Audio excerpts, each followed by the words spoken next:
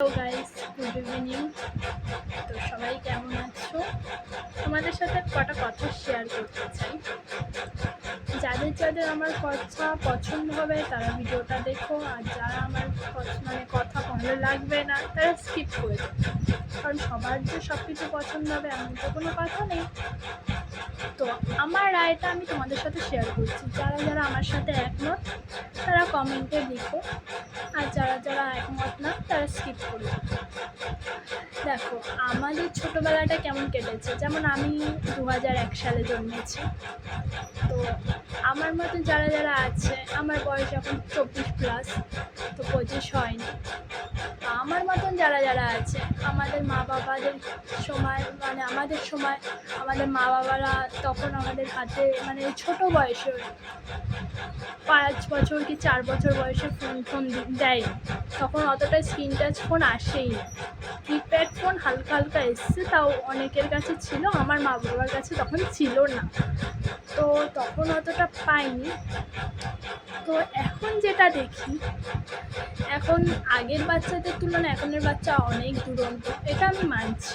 কিন্তু বাচ্চাদের হ্যান্ডেল করার জন্য এখনকার মায়েদের দেখি, সে বাচ্চা দুরন্ত হোক কি শান্ত হোক, সব মায়েদেরই দেখি কি একটাই সলিউশন, বাচ্চাদের হাতে ফোন দিয়ে বলে, নে ফোন দেখ, এটা করছিস, এটা করছিস কেন, ওটা করছিস কেন, আচ্ছা যা তো ওই গিয়ে ফোন দেখ।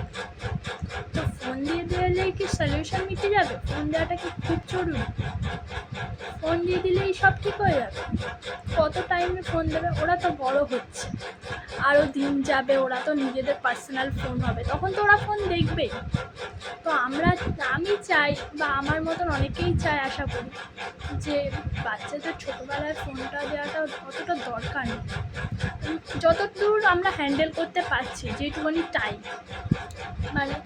ভুলিয়ে ভালিয়ে খেলার ছলে, বা যার বাচ্চা প্রচণ্ড দুরন্ত তাকে ভয় দেখিয়ে যে এটা করছিস তো তাহলে ওটা করবো কিনা। আমি যেমন আমার ছেলেকে ভয় দেখাই হালুমে, আর আমার ছেলে আমাকে প্রচণ্ড ভয় পায়, আর ও একটু শান্ত। কিন্তু যাদের বাচ্চারা শান্ত না, দুরন্ত, তাদের কোনো একটা জিনিসের ভয় ঢুকিয়ে দিতে হবে মনে। বারবার ওই ফোন ধরছিস তো তাহলে কিন্তু ওইটা হবে। আমি যেমন বলি হালুম ধরবে, ও অন্ধকারকে ভয় পায়, তো হালুম ধরবে, তোকে জঙ্গলে দিয়ে আসবে, এরকম টাইপের। তো যে যেটাতে ভয় পায়, মারা তো অবশ্যই জানবে আমার বাচ্চা কিসে ভয় পায়। এমন তো না আমার বাচ্চা কিছুতেই ভয় পায় না, কিছু না কিছু একটাতে ভয় পাবেই কোনো বাচ্চা। সেই ভয়টাকেই ধরে রাখতে হবে।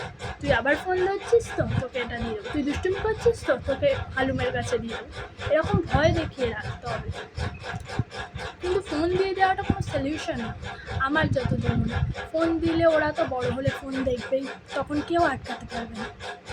তো ছোটোবেলাটা যতটা হ্যান্ডেল করা যায়, যতদূর হ্যান্ডেল করতে পারি আমরা, ফোনটা দূরে রাখলেই ভালো হয়।